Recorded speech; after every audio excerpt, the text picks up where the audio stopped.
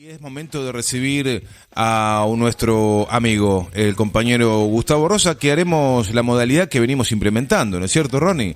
Es llamarlo en vivo, establecer la comunicación y comenzar a discurrir sobre los temas que nos preocupan y los temas que están en el tapete. Buen día. Gustavo, Buen día. Qué placer saludarte, ya estamos al aire. ¿Cómo estás? Muy bien, muy bien. Los venía escuchando. Bueno, quiero decirle a nuestros queridos oyentes, para quienes no lo conocen todavía, estamos en contacto con Gustavo Rosa, que es licenciado en Letras, que es docente universitario, que reside en Rosario y que es un amigo de la casa, es un compañero, un escritor que ya tiene libros publicados y que lleva adelante un blog que se llama Apuntes Discontinuos, donde suele publicar notas realmente muy interesantes sobre la coyuntura política de nuestro país. Ahora sí, Gustavo, qué alegría siempre recibirte en la mañana. ¿Cómo va eso? ¿Cómo estás? Buenos días, Sergio, Ronnie y toda la audiencia de Con Fundamento Criollo. Lo venía escuchando con respecto a esta figura de Milei y la relevancia que toma, más inflada que otra cosa. Ahora está sacando candidatos de Río Negro y Neuquén porque evidentemente las elecciones recientes muestran que no tiene ese impacto que supuestamente nos venden. El otro día, que se realizó esta reunión de grandes empresarios en el Hotel Yao Yao de Bariloche. Entre los empresarios, que son los popes, los grandotes, los más importantes del país, solo un 1% aceptaba las propuestas de Milei. Por lo tanto, fíjense lo inflado que está este personaje.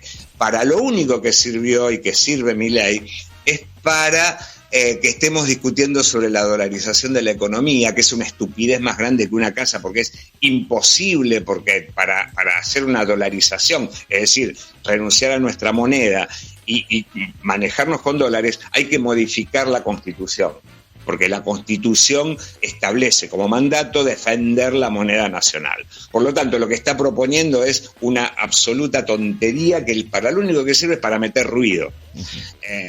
Así que estuvimos toda una semana, apareció Berkovich haciendo cálculos a cuánto tendría que estar el dólar si se dolarizara la economía, con la masa de reservas del Banco Central comparado con la cantidad de circulante que hay. Entonces decían, el dólar va a estar a 5.000, a 8.000, a 10.000.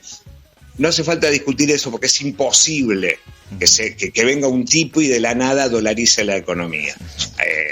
Una cosa fue la convertibilidad, donde se mantenía la moneda con una convertibilidad artificial con el dólar, que eso nos costó carísimo, y otra cosa es renunciar a la moneda propia y tener una moneda norteamericana, lo cual sería una renuncia absoluta a la soberanía. El ejemplo de Ecuador es el que está más cercano y es dramático porque no se puede salir de eso y la situación que se vive es aterradora. Así que, y después todas las otras pavadas que dice de la educación tiene que ser privada y las calles tienen que ser privadas y la salud tiene que ser privada. Realmente gran parte de los que dicen que son votantes de Milei es porque no se han detenido a pensar en lo que dice. Ahora, que pasa que... Claro, sí. pero me surge una duda y digo, ¿cómo puede ser que una persona así que tiene un discurso mamarrachesco tenga tanta intención de voto como señalan las encuestas? Al menos alguien está con el inflador ahí detrás, pero ya concita la atención, por ejemplo, de cuadros que en la vereda de enfrente, como Patricia Bullrich, Mauricio Macri, que no nos gustarán, pero que tienen una referencia muy importante y que Milei ha logrado que sea muy considerado por parte de estos dos mencionados recién. ¿Será un mamarracho su discurso, pero pisa fuerte o no? Lo que pasa es que es un rockstar, en el sentido de que es una figura que irrumpe con la rebeldía y por eso quizá los jóvenes lo consideran atractivo. Pero hay una negación absoluta de analizar la coherencia. El fin de semana pasado se viralizó un acto que él hizo en Ushuaia y él adelante del público que lo estaba avivando, decía, hay que sacar los subsidios a Ushuaia porque se está llevando gran parte del presupuesto. Y se lo estaba diciendo a gente que es de Ushuaia, y lo estaban vivando diciéndole que van a anular toda la industria del ensamble de electrónicos que hay en Ushuaia. Digamos, hay como una especie de locura, hay una hipnosis que se produce con este personaje Milei, que me parece que es como una moda. Pasa que se corean las canciones, pero no se entiende la letra. Claro, sí, el tema es que Milei hace de vocero del ideario de cierta gente que nunca, o sea, que no tiene idea de lo que es gobernar, de lo que es dirigir y de lo que es llevar adelante una gestión. Gente que el típico conversólogo de café, el típico que va a la facultad y cree que todo es color de rosa y que es como le cuentan algunos libros. Es como que están todos en la edad del pavo y hablan todos porque es gratis el aire. Y entonces él es el vocero de ese ideario de supuesta revolución, de supuesta rebeldía al sistema, y creen que es anarquista cuando en realidad es la bota. Claro, pero aparte no hay coherencia, porque lo que él plantea, es decir, un país en donde no se cobren impuestos, un país donde no existe el Estado, no existe en ningún país del mundo. No existe ningún país en el mundo que no cobre impuestos y que no exista el Estado, y que el Estado no garantice los servicios mínimos. Por lo tanto, se planta desde una absoluta mentira, que es lo mejor que le puede pasar al país es no tener Estado. Es imposible, y además, bueno, pero es el recolector del descontento que se genera porque es el tercer partido que aparece por fuera de los partidos, pongamos entre comillas, tradicionales. No, pero aparte está cosechando lo que fueron sembrando los medios los medios hegemónicos de comunicación durante todos estos años, de que el Estado es elefantiásico, de que el Estado es gigante, de que el Estado pisa la cabeza de la gente, de que rompe a la industria, de que el Estado molesta, de que el Estado es el que viene cosechando tantos años de mentiras y de meterle presión al gobierno, digamos, al mismo Estado. Y aparte imponiendo falacias, ¿no? La cuestión esta de que el Estado pisa la cabeza, de que el Estado coarta la libertad, digamos, son palabras muy bonitas. A cualquiera, un jubilado, un trabajador, que uno le dice vamos a eliminar los impuestos, se ponen chochos, pero los impuestos que se van a eliminar no son los que pagamos nosotros, que son los cotidianos y que no podemos eludirlos, claro, sino los impuestos de los grandotes. Y para romper con ese mito, nuestro país ocupa en el ranking de países con mayor carga impositiva el puesto número 40 en la carga a los sectores medios y bajos, y el puesto 80 en los que le cobran a las grandes fortunas. Por lo tanto, eso de que somos el país que más impuestos cobra es una mentira galopante. Gustavo, que vayan a poner una industria en Noruega o en Finlandia. No, por supuesto, porque justamente los países que nos ponen como ejemplo, que son Finlandia, Noruega, Suecia, Dinamarca, son países que tienen una carga impositiva enorme. Y otra cuestión, cuando se habla de los empleados del Estado, nosotros, de acuerdo al Banco Mundial, estamos en un estatus del 17% de empleados públicos sobre la masa trabajadora total. O sea que tenemos 17% de empleados estatales, municipal, provincial, nacional, con respecto a todos los trabajadores. Estamos en un porcentaje similar al de Estados Unidos, pero por abajo de los países nórdicos, que tienen casi un 40% de empleados estatales sobre la masa laboral. Porque la cantidad de empleados del Estado, de empleados públicos, garantiza un mejor servicio del Estado, al contrario de lo que ellos dicen. Claro, aparte de que los servicios en los países nórdicos son estatales. O sea, el transporte público o la industria de la energía, del agua, bancos, la mayoría son estatales.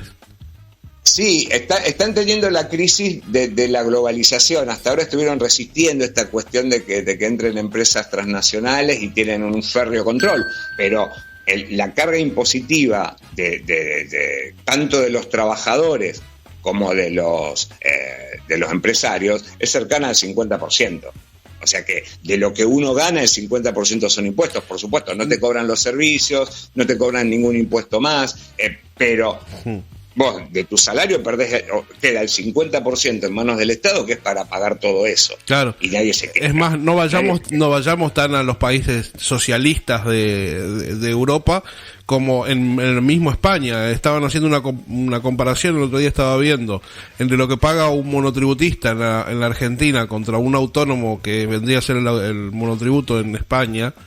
Y en realidad dijeron es mucho menos lo que se paga en la Argentina de lo que se paga en España.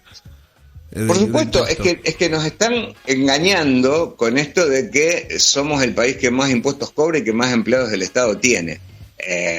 Y eso es imposible contrastarlo. Y además, cuando se habla de empleados públicos, generalmente se lo compara con, el personaje de Gasalla, que era la empleada pública irascible, que no hacía nada y que estaba tomando mate. Pero en realidad, gran parte de los empleados públicos, se van para policías, atrás, médicos, enfermeros, docentes, claro, bueno, está esa parodia que quedó como el ñoqui, cuando en realidad gran parte de los empleados públicos son personas que cumplen funciones importantísimas. Es más, necesitaríamos, por ejemplo, fortalecer los controles en la Secretaría de Comercio Interior, por ejemplo, en las exportaciones, bueno, en fin. Pero por otro lado, el personaje de Milei, en cierta manera, endulza a Patricia Bullrich y a Horacio Rodríguez Larreta, porque para eso está Milei, para que los otros dos candidatos de la derecha queden como más endulzados. Y Patricia Bullrich lo que promete es un sufrimiento que realmente...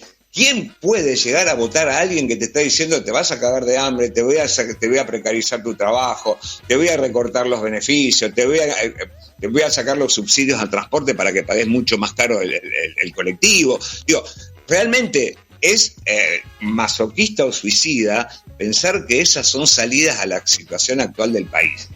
Y Horacio Rodríguez Larreta, que en esta semana también estuvo diciendo sus pavadas, dijo que en los últimos 5 años no se habían generado trabajo privado, lo cual es una absoluta mentira que se desmiente enseguida, porque gran parte de esa reducción del desempleo que dejó Macri, que era cercana al 11% y que ahora está en 6%, gran parte es trabajo privado.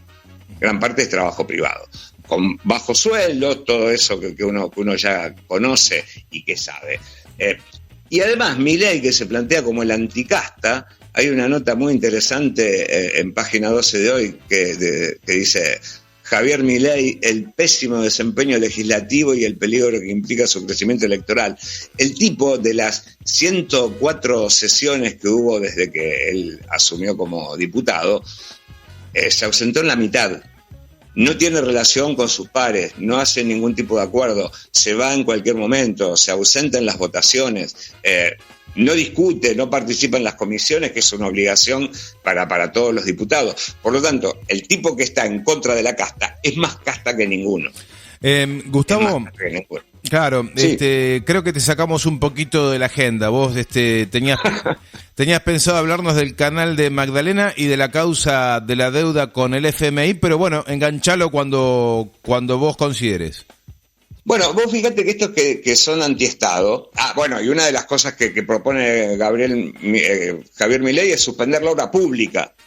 Que vos justamente, antes de que se contacte conmigo, estabas hablando de la cantidad de obra pública que se hizo durante esta gestión del gobierno de Alberto Fernández, sí, que es absolutamente federal, con la construcción de carreteras, de autopistas, de acueductos, de cloacas, y ahora, bueno, con el gasoducto Néstor Kirchner.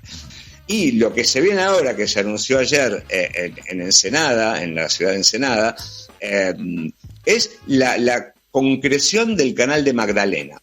¿Qué es el canal de Magdalena? Es una vía que conecta el Río de la Plata con el mar, que va a permitir mejorar el tránsito de buques, porque gran parte de nuestras exportaciones y de las importaciones se producen a través de buques, y que por una cuestión de que este canal de Magdalena nunca se concretó hace del 2013 que se planteó el proyecto, los barcos tienen que pasar por Montevideo sí o sí porque no pueden transitar por otra vía. Por lo tanto, si se quiere llevar de Buenos Aires a Ushuaia una carga o de Ushuaia a Buenos Aires, tiene que pasar por Montevideo, lo que insume tiempo y gastos.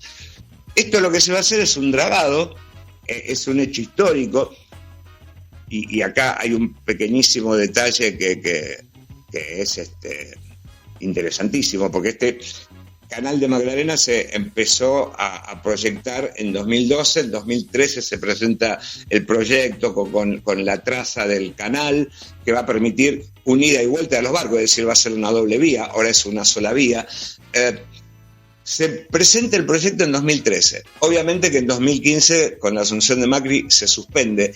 Y no solamente se suspende la realización del proyecto, sino que desaparecen todos los estudios que se habían realizado de 2012 hasta 2014 con respecto al canal de Magdalena. Y por suerte, el sindicato de portuarios tenía una copia de ese proyecto, que es lo que se pudo rescatar ahora para que se llame a licitación para la realización de este trabajo, que tiene un presupuesto de 40.000 millones de pesos y que lo comanda el Estado.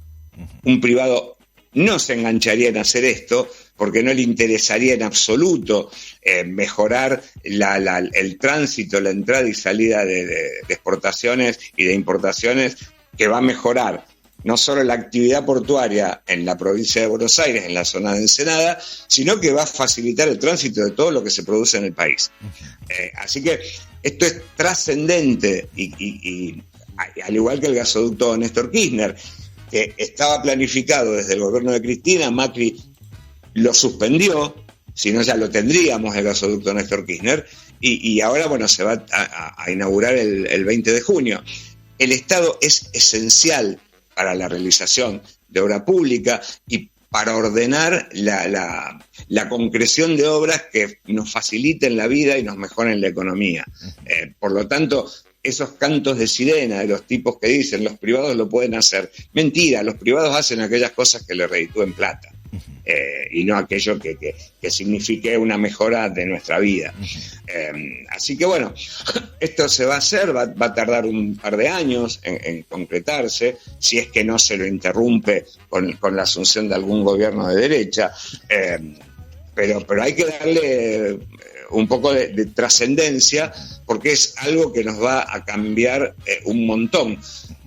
Porque aparte, esto de que las exportaciones tengan que ir a Montevideo para después salir al mar, hace que se permita la triangulación de mercadería. Como en Uruguay la tributación de las exportaciones es mucho más baja que acá en Argentina, las empresas portuarias argentinas o que están instaladas en Argentina que exportan mercaderías argentinas pagan en Montevideo porque es una transabilidad interna, es decir, que las empresas dicen que hacen un traslado interno de mercadería y después las exportan desde Montevideo. Eso, este canal de Magdalena va a impedir que se produzcan esas trampas de las grandes exportadoras. Entiendo. Bien, gran. Pero claro, ¿no? Sí, pero claro, y aparte que necesario. Y por otro lado, histórico. Si me decís que teníamos que dar la vuelta al perro hasta Montevideo para llevar mercadería de Buenos Aires al sur, bueno, estamos hablando de que es una gran noticia para todo el pueblo argentino. Querías también mencionar la causa de la deuda con el FMI. Casualmente creo que ayer estábamos hablando con Alejandro Olmos, un especialista, antes de ayer, un especialista que investigó la deuda externa. Dale, hagamos eso, repasemos eso, Gustavo. Bueno, Alejandro Olmos es el hijo de, creo que el padre también se llamaba Alejandro Olmos, su homónimo. Que fue el que en el 83-84, publicó un libro y un documental sobre la estafa de la deuda, de la deuda tomada por la dictadura, que en ese momento no tuvo tanto eco porque no se conocía muy bien cuál iba a ser el peso de esa deuda en nuestra vida cotidiana. Ahora parece algo similar, pero que proviene de la Auditoría General de la Nación. Alejandro Olmos, por supuesto, siempre fue una especie de informador y de denostador de los empréstitos contraídos con el FMI, y ahora aparece desde la Auditoría General de la Nación un informe que da cuenta de lo que significó esta estafa. A ver, ya se sabía, porque cuando Macri toma la deuda en 2018 y que decía que nos teníamos que enamorar de Christine Lagarde, esa deuda la toma en soledad, sin el Congreso, sin incluirla en ningún presupuesto, sin decir lo que va a hacer con la deuda. Una deuda absolutamente ilegítima, que este gobierno entró de cabeza a negociarla y legitimarla, porque lo que hizo Guzmán con la deuda antes, en febrero del año pasado, fue legitimar esa deuda que no se tendría que haber legitimado. Y encima, cuando Christine Lagarde otorga el préstamo de $50.000 millones, que después se redujo un poco, no exigía el Fondo Monetario Internacional que se establezca una ley por el Congreso. Cuando se hizo el acuerdo en 2021, Kristalina Georgieva decía que esto tiene que pasar por el Congreso. Para prestarnos no tiene que pasar por el Congreso, para devolver sí, lo cual es una cuestión absolutamente irregular. Internamente, la Constitución exige que todo empréstito con organismos internacionales tiene que pasar sí o sí por el Congreso, tiene que estar dentro del presupuesto y tiene que establecerse en qué se va a ocupar ese dinero. Bueno, obviamente no pasó nada, porque el endeudamiento que tomó Macri violó todas las normas legales y reglamentarias y constitucionales. Pero como la causa está en manos de la jueza María Eugenia Capuchetti, que es la misma que investiga el intento de homicidio a Cristina Fernández de Kirchner, obviamente no va a pasar nada, porque ahora también la Procuración del Tesoro, que serían los abogados del Estado, presentaron toda la documentación de la Auditoría General de la Nación y como pruebas, pero todavía no llamaron a indagatoria a ninguno de los involucrados, que son Mauricio Macri como presidente, Nicolás Dujovne como ministro de Hacienda y Luis Caputo como presidente del Banco Central de la República Argentina y ministro de Finanzas. Es impresionante cuando uno lee el informe de la Auditoría General de la Nación, cómo se puede haber demorado tanto tiempo, desde 2019 que asume el gobierno de Fernández, hasta ahora en emitir una información que era cantadísimo.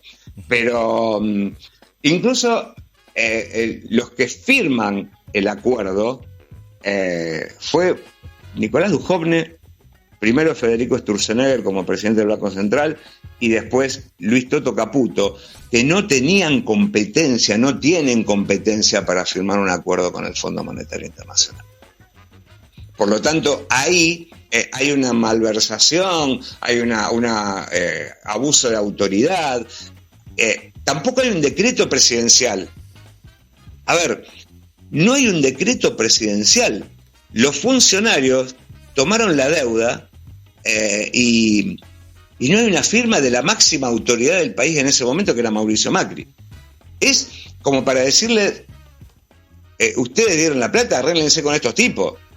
Arréglense con esos funcionarios que tomaron la deuda en lugar de seguir negociando con el Fondo Monetario Internacional.